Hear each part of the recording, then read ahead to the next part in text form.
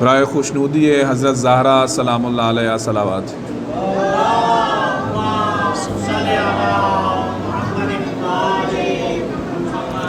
برائے خوشنودی امام زمانہ علیہ السلام صلوات۔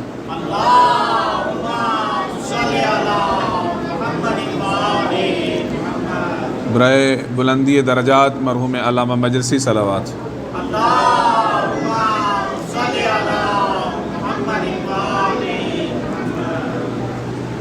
صاحب خانہ کے مرحومین والدین کے لیے، ان کی مرحومہ ہمشیرہ کے لیے، شہید ناظم شاہ صاحب کے لیے، اور شہیدان عزاداری بریمام کے لیے، اور جتنے بھی مختلف مقامات پہ مومنین عزاداری کرتے ہوئے شہید ہوئے ہیں ان سب کے لیے، اور جتنے بھی مومنین تشریف فرما ہیں ان سب کے مرحومین کے لیے، اور جن افراد نے یہ فرش عزا بچھائی ہے ان سب کے مرحومین کے لیے، جو تشریف لاتے رہے ہیں منتظمین میں سے، کسی طریقے سے بھی اس فرش عزا کو بچھانے میں انہوں نے مدد کی، اور ہمارے جتنے بھی یہاں پر بزرگ مسلسل تشریف لاتے رہے، ہمارے بڑے بھائی ناصر شاہ صاحب، بریگیڈیئر صاحب، اور اس کے علاوہ بزرگ سید مسرور شاہ صاحب، اور جتنے بھی دیگر افراد کے جن کے میں نام نہیں لے رہا لیکن وہ اس مجلس میں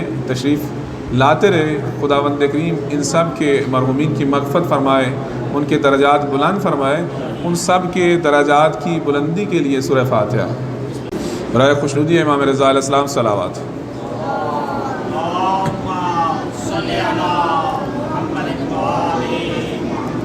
نعرہ تکبیر، نعرہ رسالت، نعرہ حیدری، حسینیت، حسینیت، یزیدیت، یزیدیت، حب علی، حب علی، بغض علی، بغض علی، صلوات بر محمد و آل محمد۔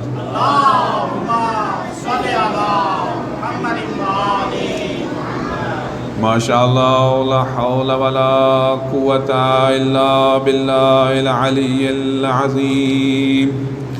رب اشرح لی صدری ویسر لی امری واحلل عقدۃ من لسانی ویفقہوا قولی۔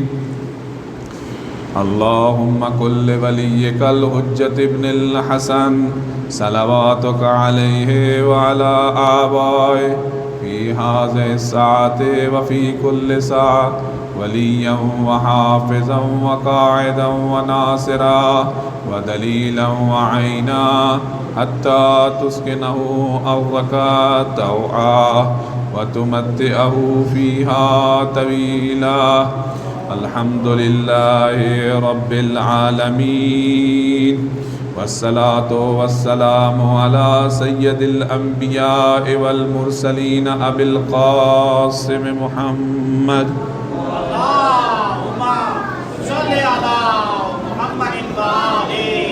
وآلہ الطیبین الطاہرین المعصومین الذین اذهب اللہ عنہم رجس اہل البیت وَيُطَهِّرَهُمْ تَطْهِيرًا۔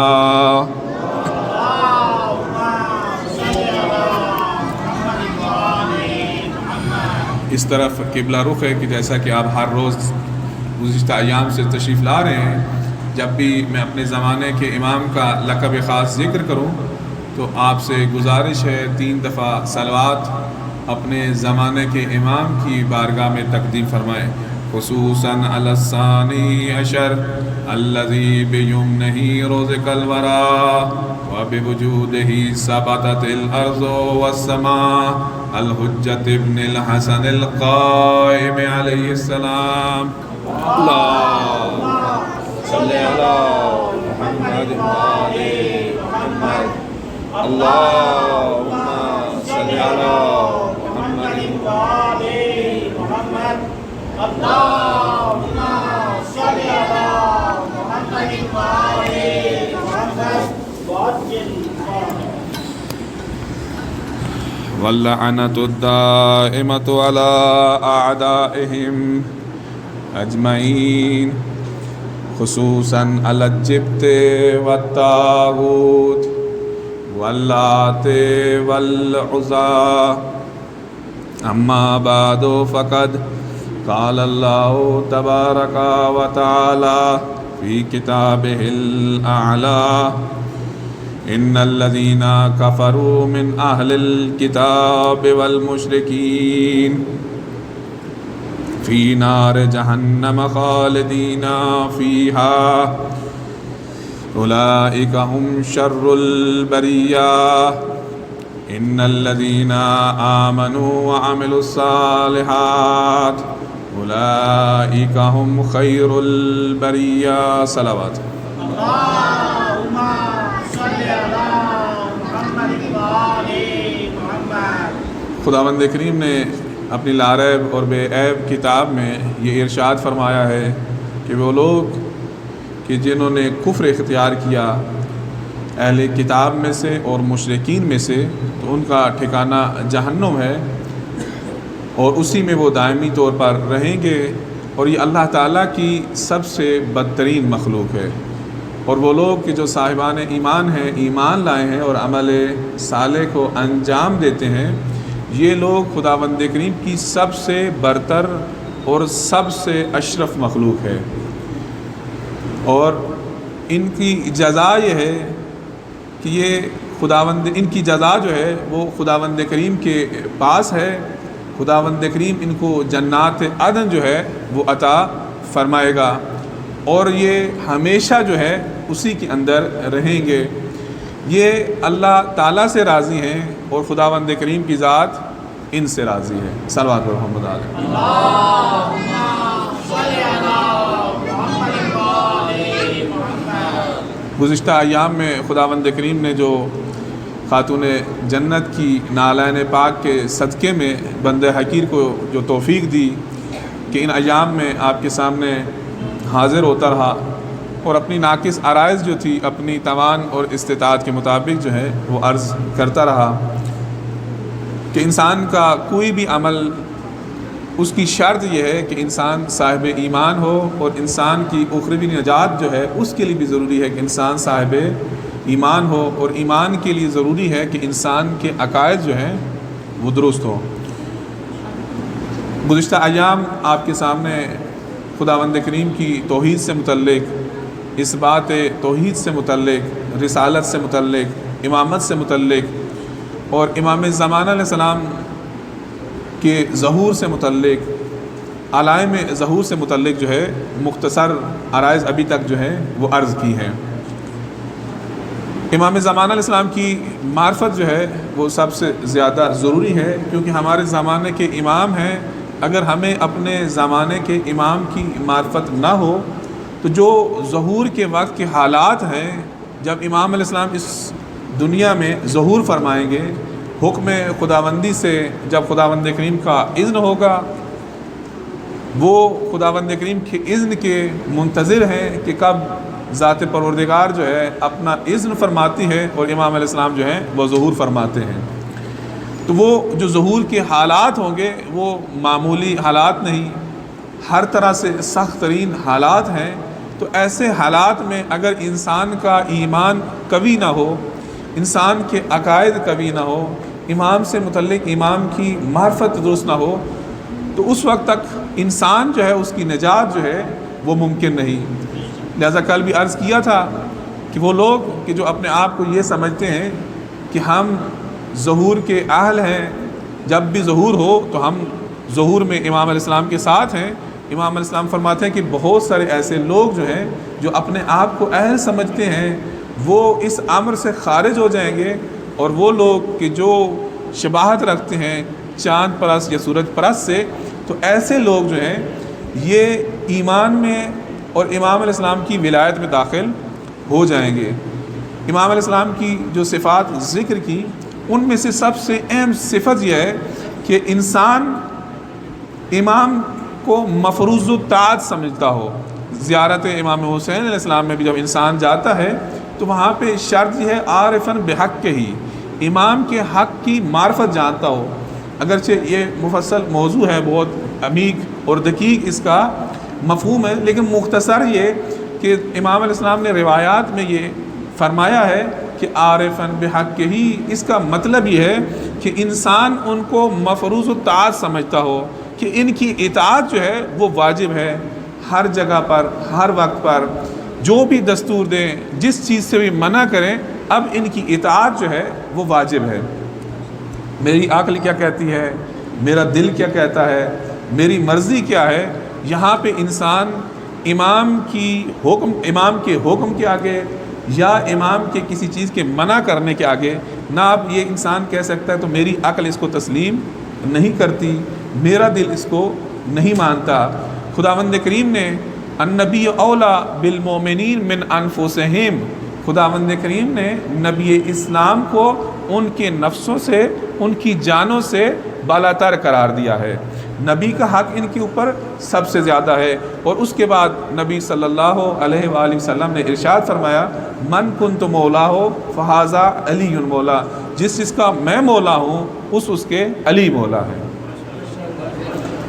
اور اسی خطبہ الغدیر کے اندر یہ غدیر کا جو رسول اللہ صلی اللہ علیہ وآلہ وسلم کا جو خطاب ہے، یہ ایسا نہیں تھا کہ رسول اللہ صلی اللہ علیہ وآلہ وسلم نے اپنے اصحاب کو جمع کیا اور جمع کرنے کے بعد جو ہے بس یہ ایک جملہ ارشاد فرمایا کہ من کنت مولا ہو فہذا علی مولا، کہ جس کا میں مولا ہوں اس کا علی مولا ہے۔ یہ خطاب اور یہ حدیث مبارک جو ہے اس تمام خطاب جو ہے، تمام خطبہ جو ہے، اس کی سب سے اہم ترین بات ہے، ورنہ تقریباً کم از کم بھی 1-1.5 گھنٹے کا خطبہ ابھی بھی جو ہمارے پاس خطبہ غدیر کے نام سے موجود ہے، اور بہت زیادہ تاکید ہے اس کو پڑھنے کی، اور بہت سارے لوگ جو ہیں روز غدیر جو ہے وہ منت مانتے ہیں اپنی حاجات کے لیے، اپنی مشکلات کو برطرف کرنے کے لیے۔ اگر خداوند کریم نے ہمیں یہ حاجت ہماری پوری کر دی تو ہم خطبہ الغدیر جو ہے اس کی قرات کروائیں گے، جیسا ہمارے پاس حدیث کساء کی قرات ہوتی ہے الحمدللہ، ایسے ہی وہ لوگ خطبہ غدیر کی بھی قرات اپنے گھر میں کرواتے ہیں۔ تو بہرحال اس خطبہ کے اندر، خطبہ غدیر کے اندر امیر المومنین علیہ السلام کے بہت سارے فضائل جو ہیں رسول اللہ نے ذکر فرمائے ہیں۔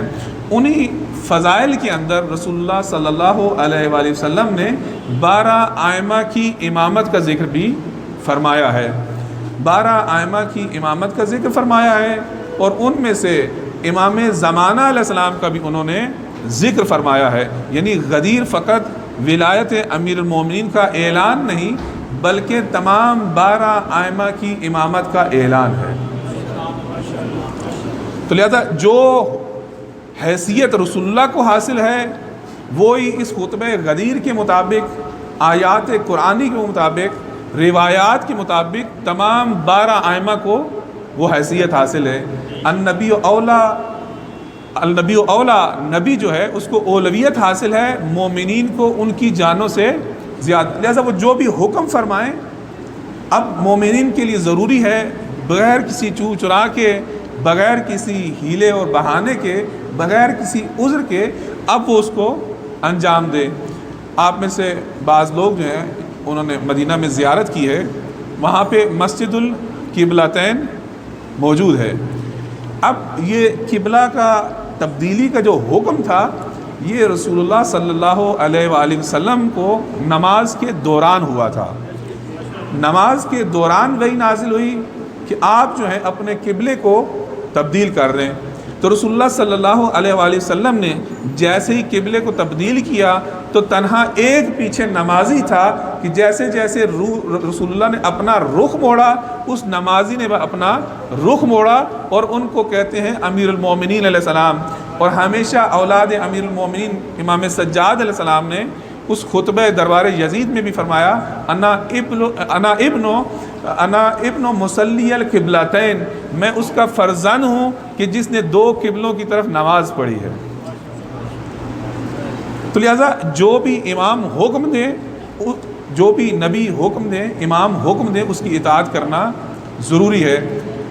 اور امام زمانہ علیہ السلام سے متعلق بھی انسان کی معرفت اتنی ہو ظہور کے لیے کہ انسان اس طریقے سے اپنے آپ کو تیار کرے، اپنے آپ کو آمادہ کرے، اس طریقے سے تیار رہے کہ میرے زمانے کے امام نے جو بھی حکم دیا میں اپنا سر جو ہے ان کے حکم کے آگے تسلیم کر دوں۔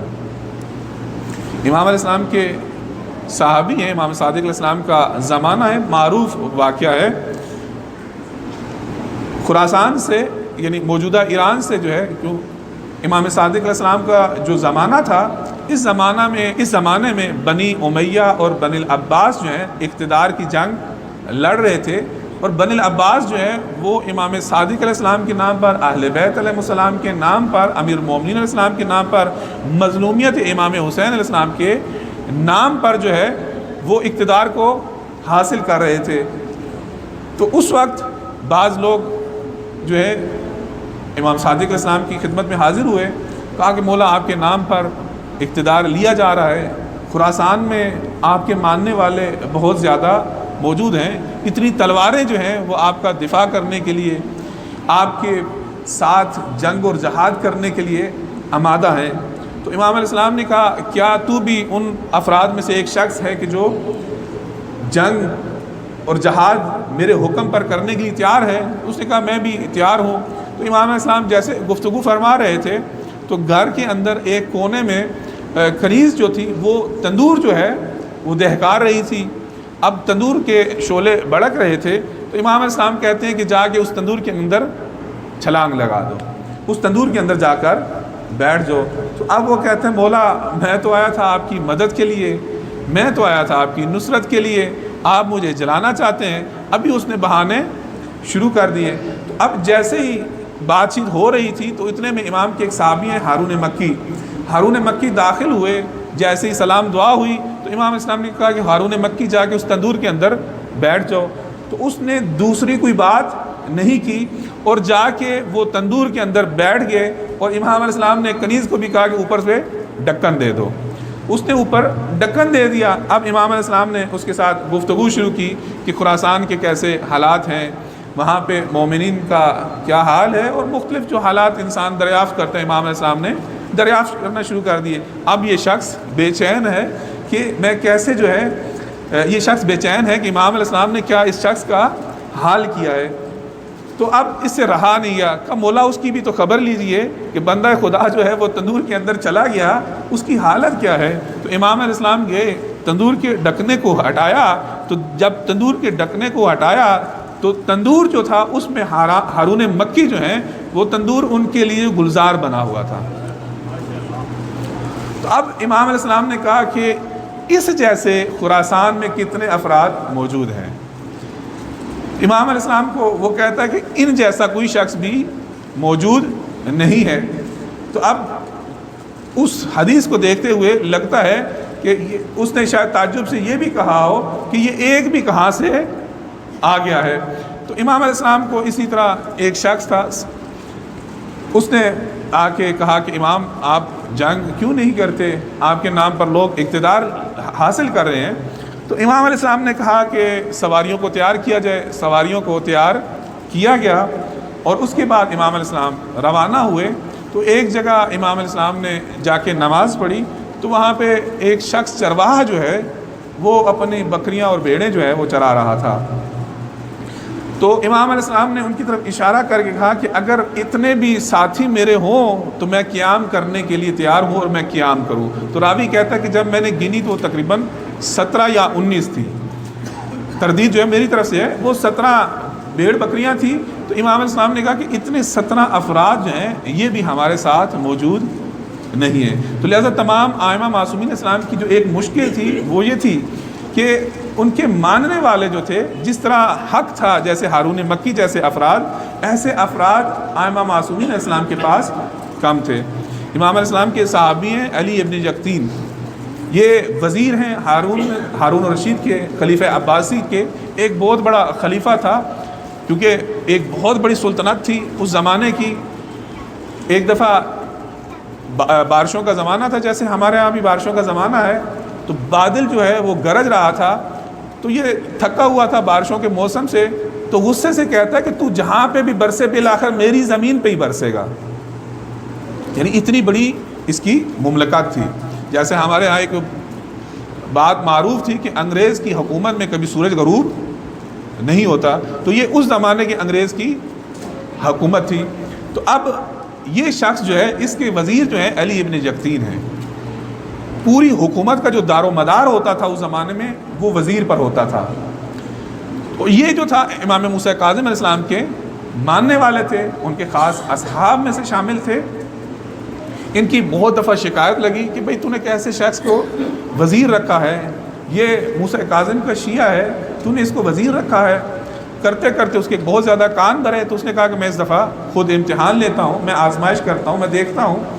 تو ایک دن اس نے کہا کہ ایک وقت معین کیا کہ اس وقت میں ان کی تفتیش کروں گا۔ امام علیہ السلام نے خط لکھا علی ابن جقتین کو۔ ذرا توجہ کا طالب ہوں کہ کس قدر یا کس طرح سے امام علیہ السلام کی معرفت انسان کے پاس ہونی چاہیے۔ تو اس نے امام علیہ السلام نے خط لکھا، اور خط میں امام علیہ السلام نے حکم دیا کہ الٹا وضو شروع کر دو، جیسے وضو الٹا کیا جاتا ہے اس طریقے سے تو وضو شروع کر دو۔ اب انہوں نے اپنا اجتہاد یا اپنی فقاہت یا اپنا نظریہ جو ہے وہ نہیں دکھایا، کیونکہ امام کی معرفت رکھتے تھے، تو انہوں نے کہا حکم امام ہے، حکم امام کی پیروی شروع کر دی۔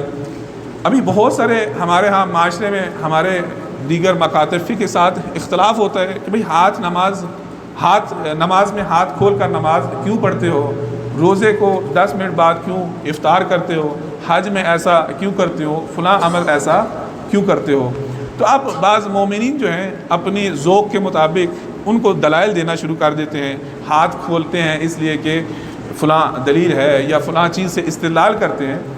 در حالانکہ ان کا واضح ایک ہی جواب ہے، ہم اس لیے یہ کام کرتے ہیں کہ ہمارے امام نے اس کا حکم دیا ہے، تم کیوں فلاں کام کرتے ہو، تم فلاں کام کیوں نہیں کرتے، تو وہ بھی یقیناً کہے گا کہ میرے امام نے بھی یہ کہا ہے۔ تو اب جب بات امام کی آ گئی ہے تو اب دیکھ لیتے ہیں کہ پہلے طے کر لیں کہ کس کا امام درست ہے، کس کے امام کی امامت درست ہے۔ جس کے امام کی امامت درست ہوگی اب اس کا عمل بھی درست ہوگا، تمام دین بھی درست ہوگا۔ اب وہ جیسے بھی کہے وہ عمل درست ہوگا، کیونکہ خداوند کریم کی ذات حکیم ہے، خدا کا کوئی کام حکمت سے خالی نہیں ہے، اور امام جو ہیں وہ بھی خداوند کریم کی صفات کے مظہر ہیں۔ نبی اور امام بھی کوئی کام کسی حکمت کے بغیر نہیں دیا کرتے۔ تو شریعت پہ جو بھی حکم خداوند کریم نے دیا ہے ان کی کوئی حکمت ہے۔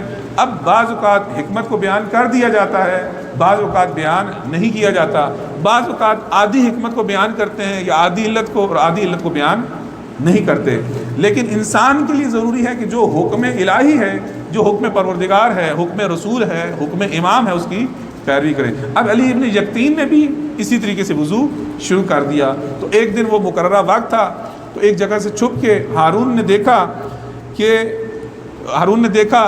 یہ کیسے وضو کرتا ہے۔ اگر اس طریقے سے وضو کیا جس طرح سے امام کے ماننے والے کرتے ہیں تو اس کا مطلب ہے یہ پکا شیعہ ہے، لیکن اگر اس نے دوسری طرح وضو کیا تو یقیناً یہ شیعہ نہیں ہے، کیونکہ شیعہ جو ہے اپنے امام کے حکم کے مطابق جو ہیں وہ وضو کرتے ہیں۔ تو لہذا اب جب اس نے چھپ کے دیکھا تو وہ اسی طریقے سے وضو کر رہے تھے جیسے طریقے سے عام لوگ کرتے تھے، عامہ کرتے تھے۔ تو اب اس نے جا کے اپنے ان لوگوں کو، حاسدین کو ڈانٹا کہ تمہیں شرم نہیں آتی کہ میرا اتنا اچھا وزیر ہے، میرا وفادار وزیر ہے، تم اس کے خلاف ایسی سازشیں کرتے ہو، آئندہ سے میں تمہاری کوئی بات کو نہیں سنوں گا۔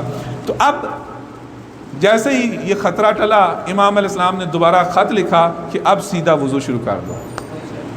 اب انہوں نے دوبارہ سیدھا وضو شروع کر دیا۔ اب جتنے دن تک انہوں نے وہ وضو کیا ہے ان کا یہ وضو درست ہے، کیونکہ حکم امام تھا۔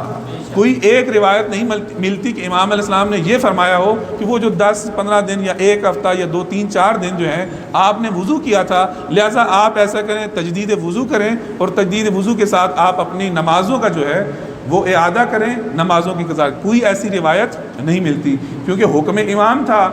اس طریقے سے ہم وضو کرتے ہیں یہ بھی حکم امام ہے، ہاتھ کھول کے نماز پڑھتے ہیں یہ حکم امام ہے، 10 منٹ بعد روزہ کھولتے ہیں وہ بھی حکم امام ہے۔ لہذا ہم اپنے امام کے حکم کے پابند ہیں، جو امام ہمیں حکم دے گے ہم اس کی پیروی کریں گے۔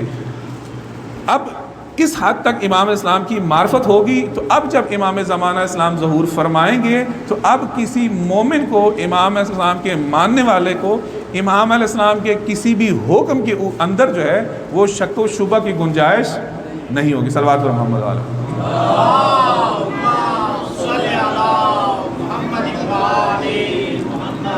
امام علیہ السلام فرماتے ہیں کہ جتنی مشکلات جو ہیں رسول اللہ صلی اللہ علیہ وآلہ وسلم کو اپنی رسالت میں پیش آئی، تبلیغ رسالت میں، اس سے کہیں زیادہ جو ہے مشکلات وہ امام زمانہ علیہ السلام کو پیش آئیں گی۔ اس کی وجہ امام علیہ السلام فرماتے ہیں کیونکہ اس وقت لوگ جو تھے وہ لکڑیوں کے، پتھروں کے اور اس قسم کے بتوں کی پوجا کرتے تھے، تو ان کو جیسے بھی تھا پیغمبر صلی اللہ علیہ وآلہ وسلم نے تبلیغ کی، لیکن جب امام زمانہ ظہور فرمائیں گے تو اب قرآن کی آیتیں پڑھ پڑھ کر اب امام سے حجت بازی کریں گے۔ تو لہٰذا امام علیہ السلام کے لیے جو مشکلات ہیں، جو امام علیہ السلام کے لیے مسائل ہیں، وہ رسول اللہ صلی اللہ علیہ وآلہ وسلم سے بھی زیادہ ہیں۔ یہاں تک کہ یہ روایت موجود ہے کہ امام علیہ السلام کے امام علیہ السلام کی اس ظہور میں، اس حکومت میں یا اس قیام میں ایک شخص ہیں جو امام علیہ السلام کے بعد ایک اہم حیثیت رکھتے ہیں، یعنی آپ یوں کہ دوسرے نمبر میں یا دوسری پوزیشن ہے ان کی امام علیہ السلام کے بعد۔ تو اب امام علیہ السلام جب خروج فرمائیں گے، ظہور فرمائیں گے، تو اس وقت یہ ایک وقت ایسا آئے گا کہ یہ امام کی خدمت میں آ کے یہ کہیں گے، یا حاذا، اے فلان، یہ جو آپ کر رہے ہیں کیا یہ حکم الہی ہے؟ کیا یہ حکم رسول ہے؟ صلوات پر محمد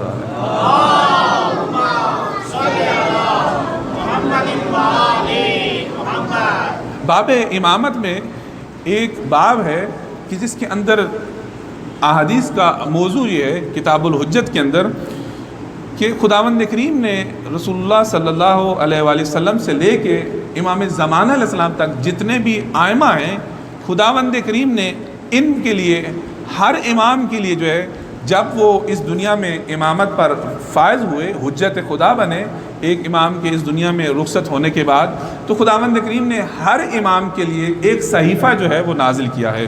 ایک صحیفہ تھا، یعنی آپ کی زبان میں یوں کہ خط شدہ ایک چیز تھی کہ جس پہ خداوند کریم کی طرف سے مور لگی تھی، اور اس کی مور کو کھول کے وہ خط یا وہ کتاب یا وہ جو صحیفہ ہے وہ خود امام علیہ السلام نے کھولا ہے۔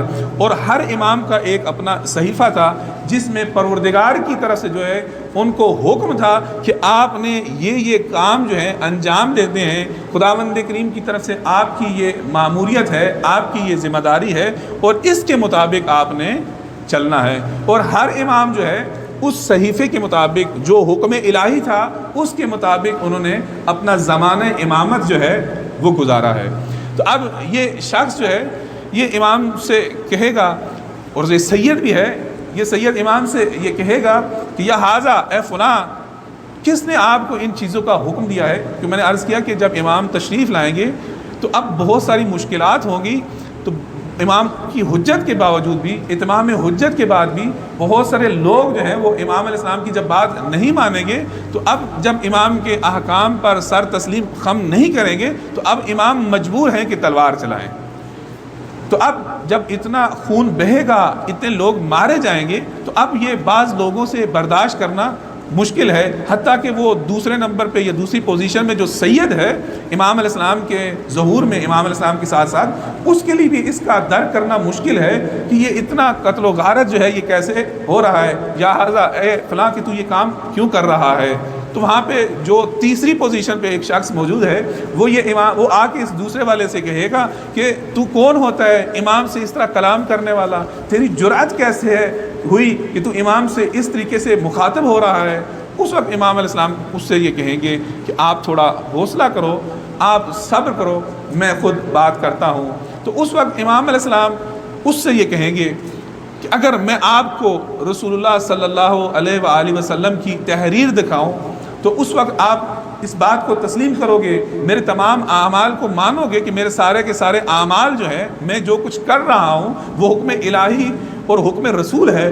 کہا ہاں فرزند رسول، ہم اس کو تسلیم کریں گے۔ امام علیہ السلام کہیں گے کہ فلاں تھیلا یا فلاں صندوق جو ہے اس کو لے کے آؤ، اور جب وہ لایا جائے گا تو اس میں سے امام علیہ السلام کھول کے ایک تحریر نکال لیں گے۔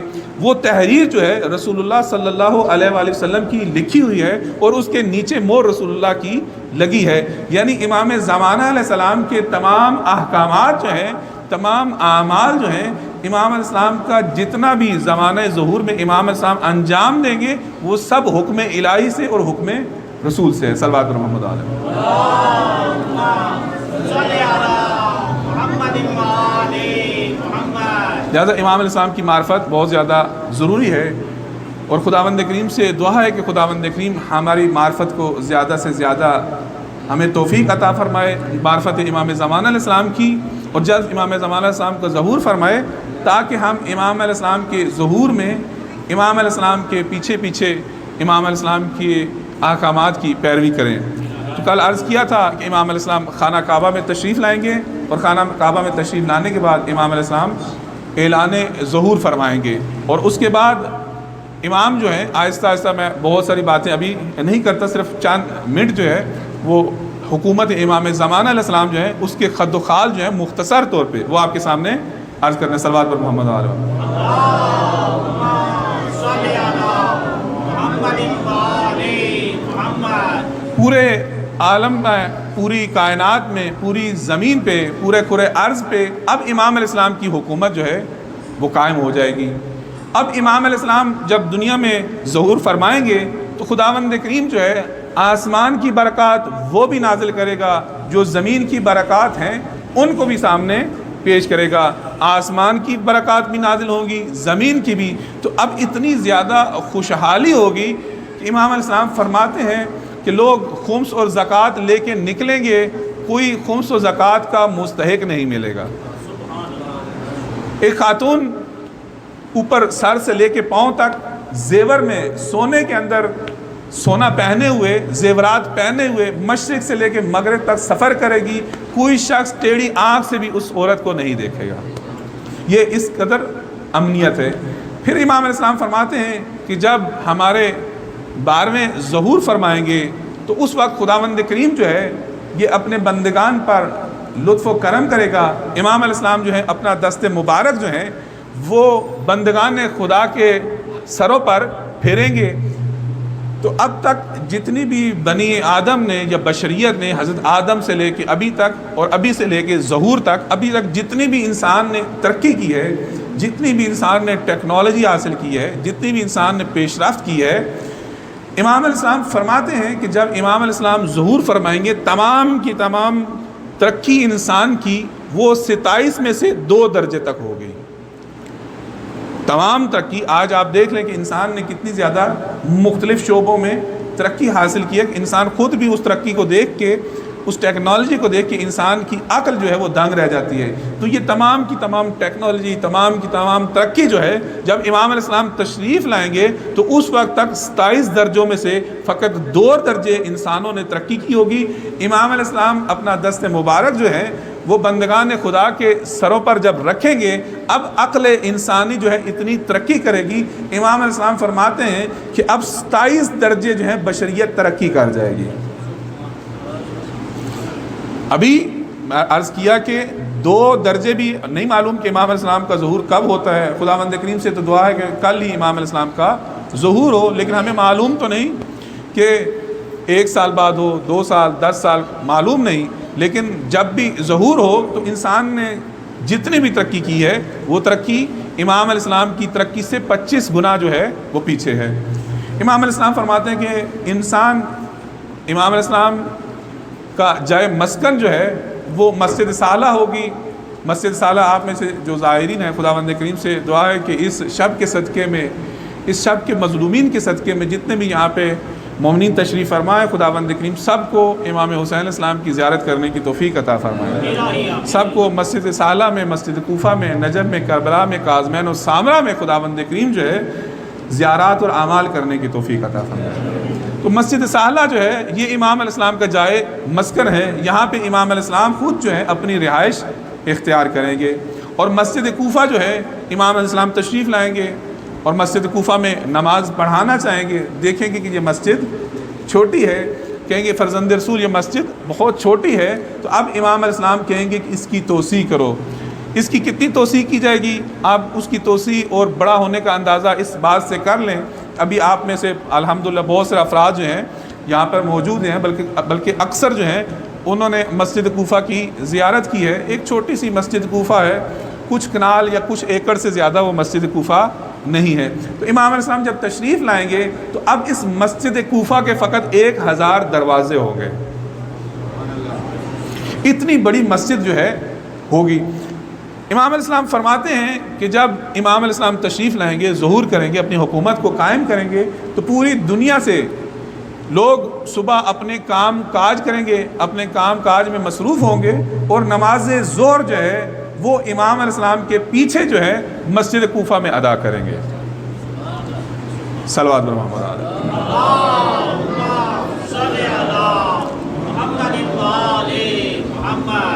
یہ انسان کی ترقی کا اور امام السلام کی حکومت, اور ابھی بہت مختصر باتیں ہیں کہ جو ہم تک پہنچی ہیں, یہ اس ترقی کا, پیش رفت کا اور امام علیہ السلام کی حکومت کا مختصر جو ہے احوال ہے. امام علیہ السلام فرماتے ہیں کہ امام کے ظہور کا ایک اہم مقصد جو ہے وہ یہ ہے کہ امام علیہ السلام اپنے ظہور میں امام حسین علیہ السلام, امام حسین علیہ السلام کی شخصیت جو ہے ان کی معرفت کرائیں گے, اور جب امام علیہ السلام امام حسین علیہ السلام کی معرفت کرا چکیں گے, اب امام علیہ السلام کا جو وظیفہ ہے یا امام علیہ السلام کی جو ذمہ داری ہے, اب امام علیہ السلام کی ذمہ داری جو ہے وہ ختم ہو جائے گی, اور اس کے بعد امام حسین علیہ السلام جو ہے وہ دنیا میں تشریف لائیں گے, اور اب امام زمانہ علیہ السلام جو ہیں یہ ان کی رحلت ہوگی, اور ان کا غسل و کفن جو ہے اور نماز جنازہ جو ہے وہ امام حسین علیہ السلام ادا فرمائیں گے, اور اس کے بعد ظہور جو ہے یہ ختم ہو جائے گا اور رجعت کا وقت جو ہے وہ شروع ہو جائے گا. صلوات پر محمد و آل محمد.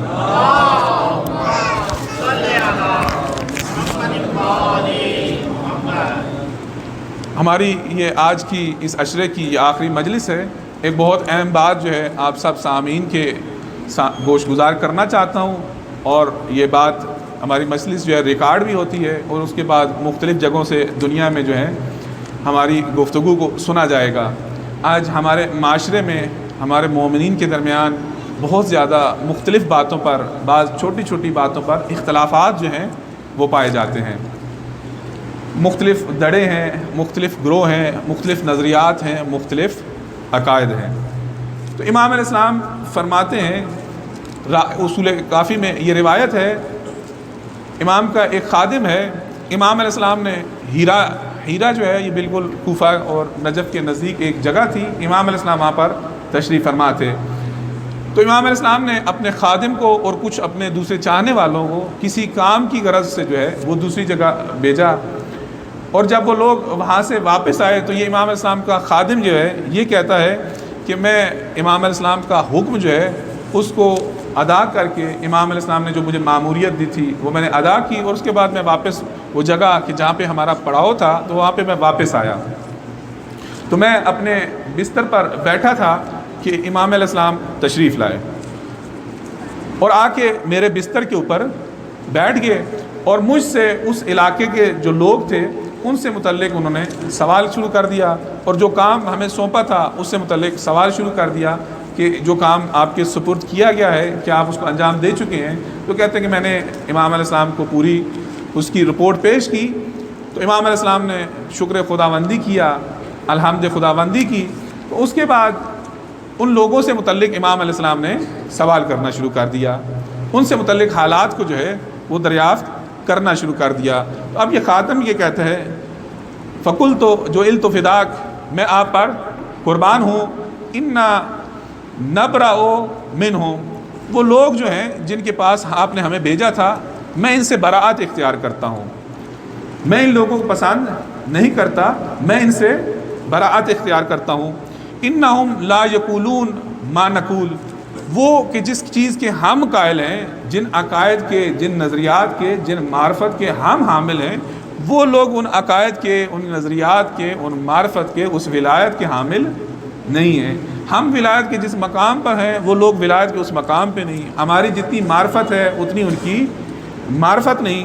تو امام علیہ السلام یہ فرماتے ہیں, یتولون ولا یقولون ما تقولون تبرؤون منہم, کہ وہ ہماری ولایت رکھتے ہیں یا نہیں رکھتے, ہمیں وہ مانتے ہیں یا نہیں مانتے، اگر وہ ہمیں مانتے ہیں لیکن ان کی معرفت کا درجہ وہ نہیں کہ جو تمہاری معرفت کا درجہ ہے، جتنی تمہاری سطح فکر ہے، تمہاری سطح معرفت ہے، اتنی ان کی سطح معرفت نہیں، تو کیا تم ان سے پھر بھی برات کرتے ہو؟ اگرچہ وہ ہماری ولایت کا تو اقرار کرتے ہیں لیکن ان کی معرفت جو ہے وہ تمہاری معرفت سے کم ہے۔ تو راوی کہتا ہے میں نے کہا نعم، جی ایسے ہی ہے۔ تو امام علیہ السلام نے ارشاد فرمایا فَهُوَ عِنْدَنَا مَا لَيْسَ عِنْدَكُمْ فَيَنْبَغِي لَنَا أَن نَّتَبَرَّأَ مِنْكُمْ، تو پھر تو دیکھو خداوند کریم نے جو ہمیں عطا کیا ہے وہ تو تمہارے پاس بھی موجود نہیں، تو کیا خداوند کریم نے جو ہمیں عطا کیا ہے اور تمہارے پاس بھی موجود نہیں، تو پھر تو ہمیں چاہیے کہ ہم بھی تم سے جو ہے برات اختیار کر لیں۔ تم ان مومنین سے جو ہے برات اس وجہ سے اختیار کر رہے ہو کہ تمہاری معرفت زیادہ ہے، تمہارا علم زیادہ ہے، تمہاری سطح فکر زیادہ ہے، اور وہ بیچارے جو ہیں ان کی معرفت کم ہے، تو لہذا کم معرفت کی وجہ سے تم ان سے برات اختیار کرتے ہو، تو وہ سبب جس سبب سے تم ان سے برات اختیار کر رہے ہو وہ سبب تو تمہارے اندر بھی ہماری نسبت سے پایا جاتا ہے۔ اب امام علیہ السلام نے ایک اور جملہ ارشاد فرمایا، امام علیہ السلام فرماتے ہیں هو ذا عند اللہ ما لیس عندنا، تو جو ذات پروردگار کے پاس ہے وہ تو ہمارے پاس بھی نہیں، تو کیا معاذ اللہ جو ہے اب ذات پروردگار کو بھی ہم سے برات کا اختیار کر لینا چاہیے؟ تو اب وہ کہتا ہے کہ نہیں مولا میں آپ پر قربان جاؤں، تو پھر ہم کیا کریں؟ تو اب امام علیہ السلام نے ارشاد فرمایا ان من المسلمین من لہو سہم، کہ مسلمانوں میں سے کچھ ایسے ہیں جن کے پاس ایک سہم یعنی ایک حصہ موجود ہے، ومنہم سہمان، اور ومنہم لہو من لہو سہمان، اور کچھ ایسے ہیں کہ جن کے پاس 2 درجے جو ہیں وہ پائے جاتے ہیں، اور کچھ جو ہیں کہ جن کے پاس 3 حصے یا 3 درجے پائے جاتے ہیں، یہاں تک کہ امام علیہ السلام نے 7 درجوں کو گنا۔ تو امام علیہ السلام نے فرمایا کہ وہ شخص کہ جس کے پاس 1 درجہ ہے تو اس 1 درجے کے وزن کو اٹھانا جو ہے، سنگینی جو ہے، وہ اس کے اندر وہ قوت رکھی گئی ہے، اس کو 2 درجے جو ہے جس کے پاس 2 سہم ہیں اس کو مکلف نہیں کیا گیا، اور اس کو یہ نہیں کہا گیا کہ کیونکہ یہ 1 درجہ رکھ سکتا ہے تو یہ بھی 2 درجے رکھے، تو جو 1 درجے رکھنے والا ہے وہ 2 درجے رکھنے والے کا بوجھ نہیں اٹھا سکتا، تو جو 2 درجے رکھتا ہے وہ 3 درجے والے کا بوجھ نہیں اٹھا سکتا، تو جو 3 رکھتا ہے وہ 4 والوں کا بوجھ نہیں اٹھا سکتا، تو جو 4 والا ہے وہ 5 کا بوجھ نہیں اٹھا سکتا، تو لہٰذا جو اوپر والے درجے والا شخص ہے اس کو چاہیے کہ نیچے والے درجے کے شخص کی رعایت کرے۔ امام علیہ السلام نے پھر یہاں پہ ایک مثال دی، کہا کہ ایک شخص نے، اس کا ہمسایہ مسیحی تھا، نصرانی تھا، اس کو اس نے تبلیغ کی اور اس کو اس نے مسلمان کر لیا۔ مسلمان کرنے کے بعد صبح کا وقت تھا، نماز شب کا وقت تھا، جا کے اس کا دروازہ کھٹکایا، پوچھا کون ہو؟ تو کہنے لگا کہ میں فلاں ہوں، کپڑے پہنو، وضو کرو اور مسجد میں جا کے نماز ادا کرتے ہیں۔ تو جا کے اس کو نماز شب جو ہے خود بھی پڑھی اور اس نے بھی نماز شب اس سے بھی پڑھوائی۔ جب نماز شب پڑھ چکے تو اب کہا کہ تھوڑا سا وقت باقی ہے، نماز فجر جو ہے اذان فجر ہونے لگی ہے، تو لہٰذا ایسا کرتے ہیں نماز فجر بھی جو ہے وہ ادا کرتے ہیں۔ اب کہتا ہے کہ اس نے نماز فجر پڑھی، تو جیسے ہی نماز فجر پڑھی تو کہا کہ ابھی تھوڑا وقت اور بیٹھتے ہیں، تھوڑا انتظار کرتے ہیں، زیادہ وقت نہیں، لہٰذا نماز ظہر بھی جو ہے نا وہ پڑھ کے جاتے ہیں، تو لہٰذا اس کو بٹھا دیا۔ اب نماز ظہر بھی پڑھی، جب نماز ظہر ادا کر چکے کہا کہ اتنا زیادہ تو وقت باقی نہیں، نماز عصر جو ہے تھوڑا سا وقت باقی ہے، لہٰذا نماز عصر جو ہے وہ بھی پڑھ کے جاتے ہیں۔ تو جب نماز عصر پڑھ لی تو کہا کہ ابھی غروب پہ کچھ زیادہ وقت تو باقی نہیں، ایسا ہے کہ نماز مغرب پہ پڑھ کے جاتے ہیں، تو نماز مغرب پڑھ لی، تو اب کہا کہ ابھی تھوڑا سا تو وقت باقی ہے، تو ایسا کرتے ہیں کہ نماز عشاء بھی پڑھ لیتے ہیں، تو لہٰذا اس کو اس نے بٹھا لیا اور نماز عشاء خود بھی پڑھی اور اس سے بھی پڑھائی، اور نماز عشاء پڑھ کے دونوں اپنے گھروں کو روانہ ہوئے۔ اب اگلے روز صبح کا وقت تھا، دستک دی، پوچھا کون؟ میں فلاں ہوں، کیوں آئے ہو؟ کہا کہ کپڑے پہنو، وضو کرو، مسجد جاؤ۔ مسجد چلیں تو وہ شخص یہ کہتا ہے کہ دیکھو یہ دین جو ہے یہ نکمے لوگوں کا دین ہے، میں نکمہ نہیں ہوں، میرے اپنے بیوی بچے موجود ہیں، میں نے اپنے اہل و عیال کے لیے بھی کچھ کرنا ہے، یہ تمہارا جو دین ہے یہ لگتا ہے کہ نکمے لوگوں کا دین ہے، لہٰذا مجھے اس دین سے تم معاف سمجھو۔ امام علیہ السلام فرماتے ہیں کہ ایک چیز سے اس نے اس کو اسلام میں داخل کر دیا اور دوسری چیز سے اس نے اسلام سے خارج کر دیا۔ صلوات پر محمد علیہ۔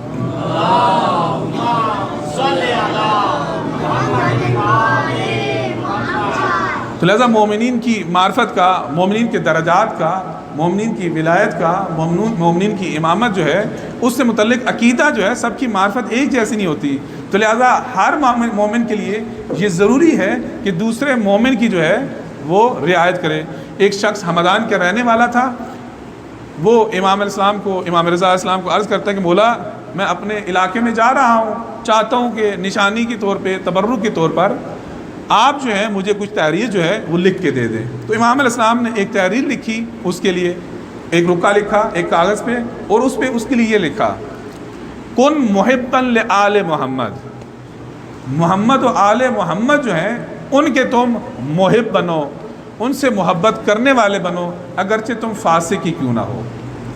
انسان البتہ یہ نہیں کہا کہ تم فاسق ہو تو اس کے بعد محبت کرو، نہیں، یعنی اگر تم اتنے زیادہ گناہ گار ہو اس کے باوجود بھی محبت اہل بیت علیہ السلام کو ترک نہ کرو۔ امام صادق علیہ السلام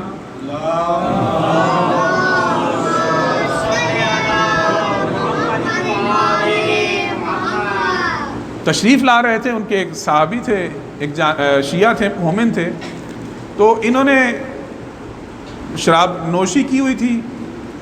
اب گلی سے آتے ہوئے امام علیہ السلام کو دیکھا، امام علیہ السلام کو دیکھا، اب شرمندگی محسوس ہوئی کہ میں اس حالت میں ہوں، میرے امام تشریف لا رہے ہیں اور میں کیسے امام علیہ السلام کے آمنا سامنا کروں، کیسے ان کا سامنا کروں۔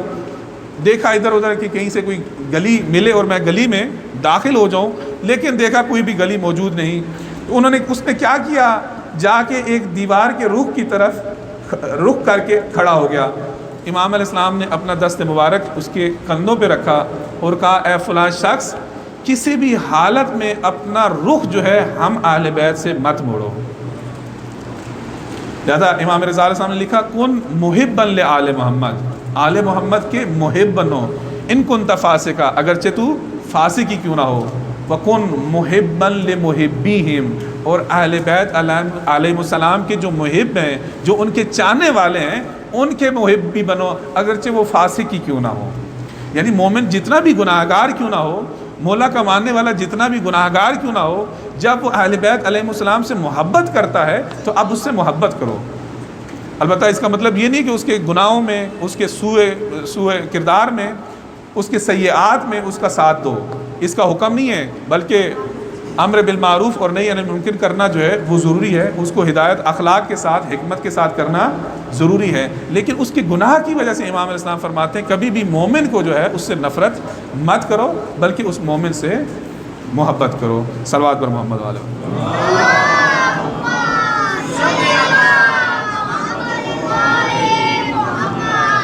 اور یہ محبت اہل بیت علیہ السلام ہے، یہ اکثر اعظم ہے، یہ وہ بحر طہارت ہے کہ جو بھی اس کے ساتھ متصل ہو جاتا ہے، اپنی طہارت جو ہے اس بحر کی، اس دریا کی، اس سمندر کی جو طہارت ہے، اس کی ناپاکی کو جو ہے وہ دور کر دیتی ہے۔ یہ محبت اہل بیت ہے، یہ عزاداری امام حسین ہے کہ جس نے بہت زیادہ لوگوں کو جو ہے توبہ کے دروازے میں داخل کیا ہے، لوگوں کی توبہ کا باعث بنا ہے، لوگوں کے توبہ کی ہدایت کی باعث بنی ہے۔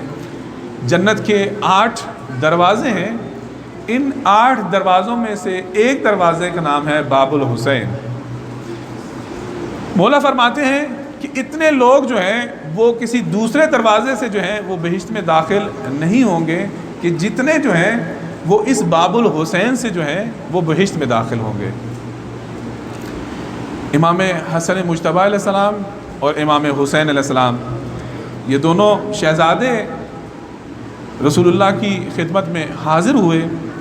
جیسے ہی یہ رسول اللہ کی خدمت میں حاضر ہوئے تو اب ایک شہزادے کو رسول اللہ نے اپنی دائیں پہلو پہ بٹھایا اور دوسرے شہزادے کو بائیں پہلو پہ بٹھایا۔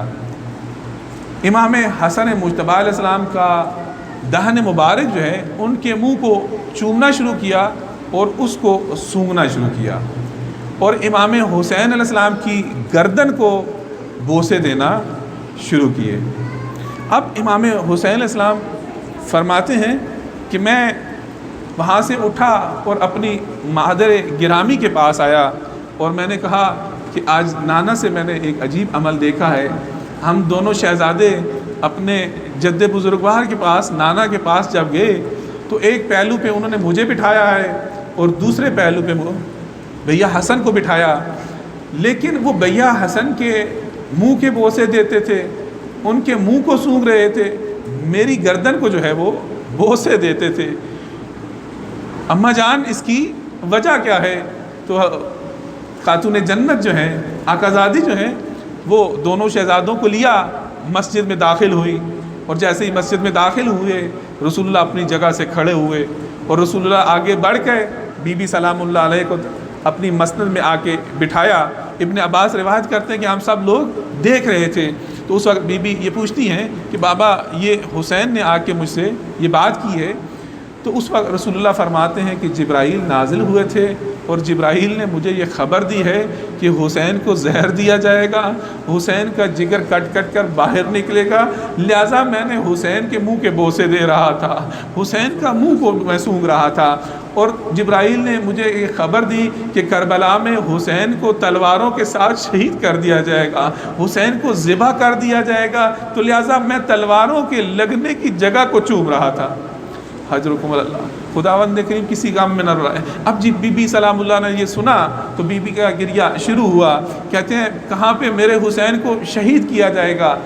رسول نے فرمایا کہ میدان کربلا میں حسین کو شہید کیا جائے گا، اور وہ پورا ذکر فرمایا۔ تو اس وقت بی بی فرماتی ہیں کہ کون میرے بیٹے کو دفن کرے گا؟ تو اس وقت ایک طولانی حدیث ہے، میں بہت مختصر کر رہا ہوں، شب عاشورہ ہے، رسول نے فرمایا کہ خداوند کریم شیعوں کو خلق کرے گا کہ جو اس کی عزاداری کریں گے اور اس کی عزاداری پر اپنا پیسہ خرچ کریں گے اور اپنی روحوں کو اس کے لیے خرچ کریں گے اور اس کے لیے مجالس جو ہیں وہ منعقد کریں گے۔ اور اس کے بعد امام علیہ السلام فرماتے ہیں اے نانا ان لوگوں کی کیا جزا ہوگی؟ تو اس وقت رسول فرماتے ہیں کہ میں ان کے گناہ گاروں کی شفاعت کروں گا۔ تو اپنے بابا کی طرف دیکھ کے کہتے ہیں بابا آپ میرے ماننے والوں کے لیے، میرے شیعوں کے لیے آپ کیا کریں گے؟ تو اس وقت مولا فرماتے ہیں جب سب لوگ پیاسے ہوں گے میں وہاں پہ روز قیامت جو ہے ان کو پانی پلاؤں گا۔ تو اس وقت اپنے بھیا حسن کی طرف دیکھ کے کہتے ہیں کہ بھیا حسن آپ کیا کریں گے؟ تو اس وقت بھیا حسن یہ کہتے ہیں کہ میں ان کے ساتھ جنت میں داخل ہوں گا۔ تو پھر اپنی مادر گرامی کی طرف دیکھ کے کہتے ہیں اے مادر گرامی آپ میرے رونے والوں پر، آپ میرے شیعوں پر، میری عزاداری کرنے والوں کے لیے آپ کیا کریں گی؟ تو اس وقت آقازادی یہ ارشاد فرماتی ہیں میں اس وقت تک جنت میں داخل نہیں ہوں گی جب تک میں نے ان کو جنت میں داخل نہ کیا۔ اجرکم اللہ، خداوند کریم کسی غم میں نہ رلائے سوائے غم شبیر کے۔ اور اس وقت امام علیہ السلام فرماتے ہیں کہ جب تک میں نے بھی ان کو بہشت میں داخل نہ کیا میں بھی بہشت میں داخل نہیں ہوں گا، میں بھی بہشت کے اندر شامل نہیں ہوں گا۔ اور امام علیہ السلام فرماتے ہیں کہ یہ جو میرے رونے والے ہیں، جو میری عزاداری کرتے ہیں، میرے اوپر گریہ کرتے ہیں، میرے لیے فرش عزا بچھاتے ہیں، امام علیہ السلام فرماتے ہیں بہشت میں ان کے جو محلات ہوں گے وہ میرے محل کے ساتھ جڑے ہوئے ہوں گے۔ شب عاشورہ ہے، آج کی شب، کل کی شب شام غریبہ ہے اور آج کی شب شام شہیدہ ہے۔ آج کی شب قیام کے اندر بیبیاں ان کے پاس ان کے چاند موجود ہیں، ام فروہ کے پاس قاسم موجود ہیں، ام لیلہ کے دامن میں، ام لیلہ کے پہلو میں علی اکبر موجود ہیں، قمر بنی ہاشم عباس ابن ابی طالب جو ہے خیام کے اندر موجود ہیں۔ لیکن کل کا جب دن ہوگا تو نہ قاسم ہوں گے، نہ علی اکبر ہوں گے، نہ عباس ہوں گے، علی اصغر بھی نہیں ہوں گے۔ مولا علی اکبر امام کی خدمت میں حاضر ہوئے، کہا مولا مجھے بھی جنگ کی اجازت دیجیے، بابا مجھے بھی جنگ کی اجازت دیجیے۔ تو اس وقت ناظرہ آئسن امام علیہ السلام نے بہت آس سے علی اکبر کو دیکھا، بہت آس بھری نظر سے علی اکبر کو دیکھا، اور علی اکبر کو آس بھری نظر سے دیکھ کے امام علیہ السلام کہتے ہیں اے علی اکبر میں تجھے کیسے جنگ کی اجازت دوں؟ کہا بابا مجھے جنگ کی اجازت دیجیے۔ تو اس وقت امام علیہ السلام فرماتے ہیں اے علی اکبر میدان کربلا میں روانہ ہونے سے پہلے ذرا خیام میں بھی الوداع کرتا جا، خیام میں بھی الوداع کر۔ اب علی اکبر جو ہیں خیام کے اندر تشریف لائے اور آ کے ایک ایک بی بی سے الوداع کرتے ہیں، ایک ایک بی بی ان سے الوداع کرتی ہے۔ بیویوں نے حلقہ ڈالا اور حلقہ ڈال کے علی اکبر کے گرد رونا شروع کیا۔ مقاتل کی کتب کہتی ہیں کہ خیام کا پردہ کئی دفعہ اٹھتا تھا پھر گرتا تھا، اٹھتا تھا پھر گرتا تھا۔ میں نے پوچھا اس کی وجہ کیا ہے؟ کہا کہ علی اکبر جب خیام سے نکلنا چاہتے تھے کوئی نہ کوئی بی بی دامن پکڑ لیتی تھی، بھیا اکبر ذرا ٹھہرو ہمیں اپنا آخری دیدار تو کرنے دو، اے بھیا اکبر ٹھہرو، پھپھی روکتی تھی، اے بلال علی اکبر تو ذرا اپنا آخری دیدار تو کرا کے جا۔ اب جب امام علیہ السلام کی خدمت میں حاضر ہوئے، گھوڑے پر سوار ہوئے، تو اس وقت امام علیہ السلام نے خداوند کریم کو شاہد قرار دیا، خداوند کریم کو گواہ قرار دیا۔ اللہم اشہد ہؤلاء القوم، اے پروردگار تو شاہد رہنا، اے پروردگار تو گواہ رہنا کہ میں نے اپنے فرزند کو، اس بیٹے کو، اپنے اس لال کو میدان کربلا میں روانہ کی ہے۔ اشبہ الناس برسول اللہ خلقاً و خلقاً و منطقاً، کہ میرا وہ رسول، میرا وہ لال جو ہے میدان کربلا میں جا رہا ہے، جو گفتار میں، جو اپنے کردار میں، جو اعمال میں تیرے رسول کے سب سے زیادہ مشابہ ہے۔ اب بھی ہم اپنے رسول کی زیارت کی مشتاق ہوتے تھے تو ہم اپنے اس فرزند علی اکبر کو دیکھا کرتے تھے۔ حضرکم اللہ، خداوند کریم کسی غم میں نہ رلائے سوائے علی اکبر، سوائے غم شبیر کے۔ خداوند کریم آپ کے ان آنسوؤں کو، خداوند کریم آپ کے ان آنسوؤں پر رحم فرمائے۔ امام علیہ السلام دو ہی تو شخصیتیں ہیں جو رسول کے بہت زیادہ مشابہ ہیں، جو شبیہ رسول ہیں۔ ایک رسول کی اکلوتی بیٹی ہیں کہ جن سے متعلق یہ کہا کہ جیسے ہی دربار میں داخل ہوئی تو پتہ چلا کہ جیسے رسول داخل ہوئے ہیں، ایسے خطاب فرماتی تھی جیسے رسول خطاب فرماتے تھے۔ لیکن امت نے کیا کیا؟ دونوں کے سن بھی 18 سال ہے، رسول کی بیٹی بھی 18 سال کا سن ہے، علی اکبر کا بھی 18 سال سن ہے۔ نہیں معلوم اس امت کو کیا دشمنی ہے کہ جو بھی اس خاندان کا 18 سال کا ہوتا ہے اس کے ساتھ اس طرح ظلم کرتے ہیں کہ رسول کی بیٹی کے ساتھ بھی ایسا ظلم کیا، اپنے شکستہ پہلو کے ساتھ، اپنے پہلو کے درد کے ساتھ اپنے ہاتھوں کو پروردگار کی بارگاہ میں بلند کرتی تھی، اللہم عجل وفاتی، اے پروردگار جلد سے جلد مجھے موت عطا فرما۔ حضرکم اللہ۔ اور دوسری شخصیت 18 سال کی جو رسول کے سب سے زیادہ مشابہ ہے، علی اکبر ہے۔ اب علی اکبر کے ساتھ بھی کیا کیا؟ اب میدان کربلا میں جب روانہ ہوئے تو دیکھا علی اکبر نے پیچھے مڑ کے دیکھتے ہیں کہ کوئی میرے پیچھے پیچھے آ رہا ہے۔ تو جب پیچھے دیکھا بابا تشریف لا رہے ہیں، کہا بابا آپ میرے پیچھے کیوں آ رہے ہیں؟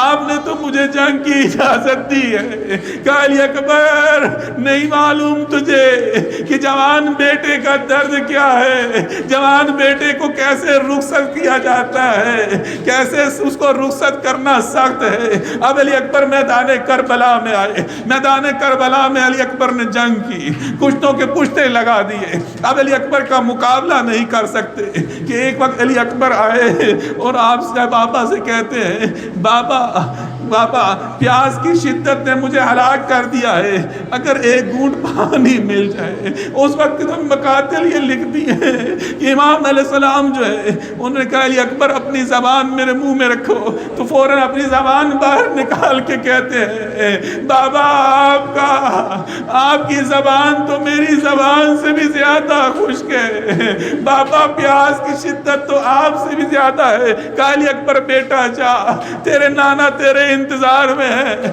تیرے نانا تجھے سیراب کریں گے۔ اب مولا دوبارہ میدان کربلا میں آئے، کشتوں کے پشتے لگا رہے ہیں کہ ایک ظالم نے چھپ کے وار کیا، اس کا وار کرنا تھا۔